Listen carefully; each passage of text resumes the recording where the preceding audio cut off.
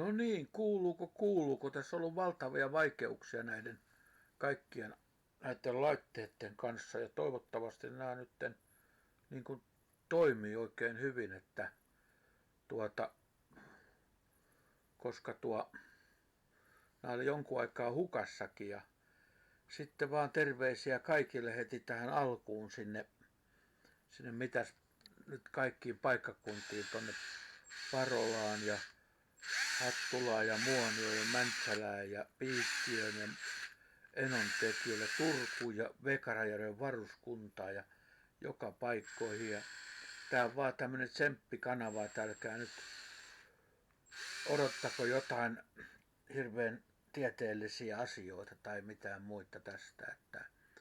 Mutta tässä on mennyt monta kuukautta, että vaan shorts-videoita on pystynyt tekemään, mutta nyt alkaa paremminkin pelittää nämä monenlaiset videot tässä ja niin hyvät hiihtolomat nyt heti sinne kaikille.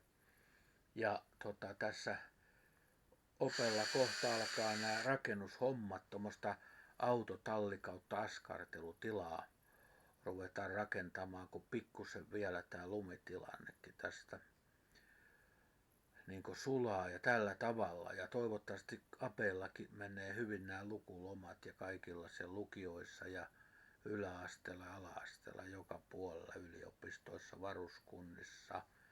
Varautukaa nyt kaikenlaisiin asioihin, mitä voi maailmassa nyt tapahtua, mutta toivotaan aina parasta. Ja on toivottu japanilaisia ohjelmia ja näitä lauluja. No tässä, kun ehdin vaan, niin niitäkin tulee tässä. Mutta sitten mulla oli toivottu jotain Ukrainan tilannekatsausta, mutta niitähän tulee joka päivä tuolta uutisista. Mutta tahdon nyt sanoa näitä. Asiantuntijat sanoi jo viime keväänä, että Venäjältä loppuu kohta kaikki materiaalit ja aseet, mutta ei lopu. Niillä on näitä vanhoja T-72 panssarivaunuja siellä varastossa ja niitä pitää vähän huoltaa ja rasvata ja kaikkea tällaista. Ja niissä ei ole mitään semmoisia digitaalia tai jotain tällaista, että niillä pääsee aina liikenteeseen ja näin. Ja heillä on kaikki nämä tehtaat jo käynnissä, mitä tarvitaan, jotain ammuksia ja muita. Että kyllä Ukraina on nyt tässä joutunut alta vastaan, ja jos joku sitten kysellytkin, että miten tässä käy, niin oma arvio tässä käy sillä tavalla, että jonkunlainen tulitauko, välirauha tai joku tällainen tulee ja Venäjä ei paljonkaan nyt neuvottelemalla mihinkään vetäydy, mutta jos sinne saataisiin jotkut tämmöiset rauhaan pakottamisjoukot kansainväliset, sillä nykyään ei rauhaa turvaa ja joukot saa rauhaa ensinkään, ne pitää aina niin kuin pakottaa nämä osapuolet rauhaan, että semmoiset kun saisi aikaiseksi.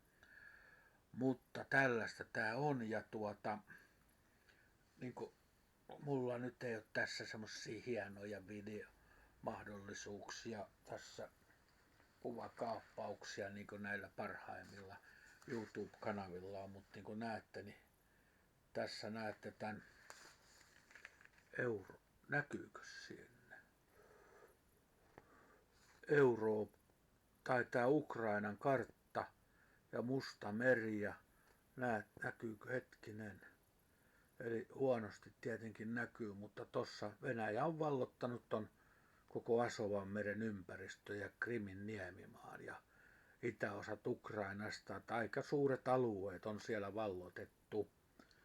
Ja nyt kun tämä homma Venäjä saa niin kuin jotenkin omasta mielestään hyvää ratkaisuun, niin nälkä kasvaa syödessä, että sitten on taas jotain uutta suuntaa tulossa ja menossa, että kannattaa siihen varautua, mutta nyt pitää paniikkia, mutta jos nyt asutte jossain suurissa kaupungeissa tai jotain, niin kehottaisin nyt vaan, että pankaa ne mummon mökkinne ja kesämökkinne ja kaikki semmoiseen kuntoon, että siellä voi olla vaikka talvellakin ja jotain sinne varastoikaa nyt sitten, näkkileipää, säilykepurkkeja ja koteihin, koska nythän ei koskaan tiedä milloin tulee jotkut huonommat ajat ja vaikka Itämeren laivaliikenne pysähtyy tai jotain tällaista, että ei yhtään tiedä näitä asioita, mutta toivotaan parasta ja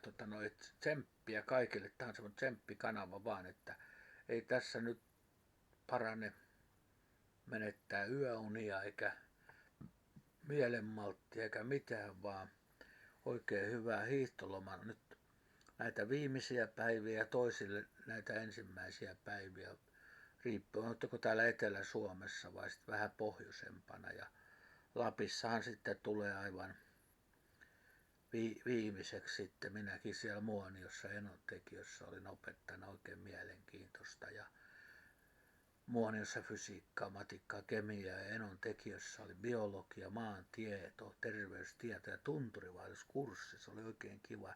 Terveisiä vaan sinne kurssilaisille, jotka olitte siellä tunturivaelluksellakin mukana ja kaikille muillekin sinne. Ja mitä mun pitikään sanoa, että niin, että ennen kaikkea Kuninkaantien lukioon kanssa, nyt myös unohtua. Tässä ennen hiihtolomaa siis olin siellä 2 päivää fysiikan opettajana, että ei muuta kuin tsemppiä sinne ja peukuttakaa ja jakakaa tätä kanavaa ja tilatkaa, kanavaa ei maksa mitään ja nyt on hyvässä vauhdissa jotain 860 tilaa ja 1000 pitää saada. Sitten päästään live-lähetyksiin, niin kuin ensi kesänä voisi kaikenlaisia live-autovideoita, traktorivideoita, kaikkia tehdä, mutta se on sitten sen ajan asia. Ei muuta kuin hyvät lomat, hyvät viikonloput, kaikkea hyvälle kaikille. Goodbye, sayonara. Hei hei.